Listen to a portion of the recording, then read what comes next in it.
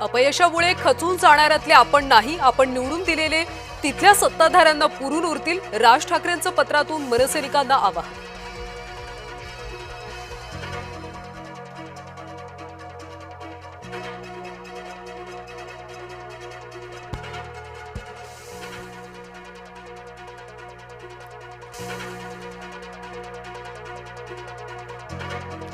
शिंदे जयचंद झाले नसते तर भाजप सत्तेत नसता. प्रत्येक वेळा पैशांचीच सत्ता येते असं काही नाही, संजय राऊतांनी ठणकावलं.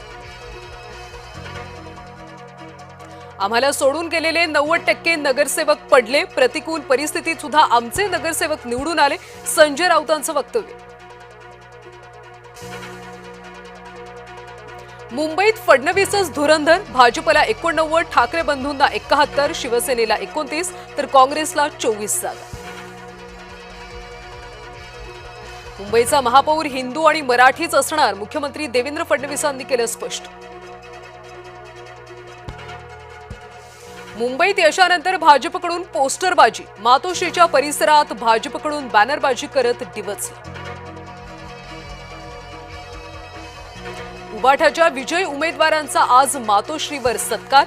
65 नवनिर्वाचित नगरसेवकांचा उद्धव ठाकरे करणार सन्मान.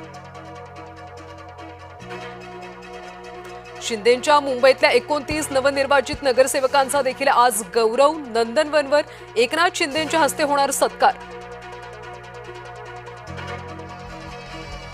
मनसेची चेष्टा. कुटुंब एकत्र, मात्र मनसेला केवळ 6 जागाच. मनसेचा उपयोग करून घेतला. नाव न घेता संतोष धुरींचा उद्धव ठाकरे नटवला. उपराजधानीमध्ये भाजपनं गड राखला, मात्र गेल्या वेळेपेक्षा 8 जागांचं नुकसान. भाजपला बंडखोरांचा फटका बसल्यानं नुकसान. संभाजीनगरमध्ये विजयानंतर उमेदवारांना तलवार मिरवली. शिवसेनेचे विजयी उमेदवार अभिजित जीवनवाल यांचा आताताईपणा.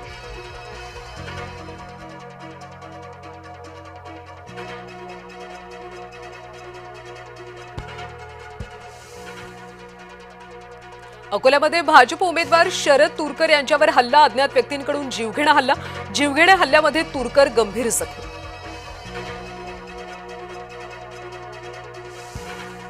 शिवसेनेच्या पराभूत उमेदवाराच्या घरासमोर फटाके वाजवले. नाशिकच्या सोमवार पेठेतली घटना. दोन्ही गटांमध्ये बाचाबाची आणि शिवीगाळ सुद्धा. गुन्हा दाखल. मनपाच्या निकालानंतर ठाकरे बंधूंचं सेलिब्रेशन. मातोश्रीवर ठाकरे गटाचा जल्लोष. शिवतीर्थावर मनसेचं सेलिब्रेशन.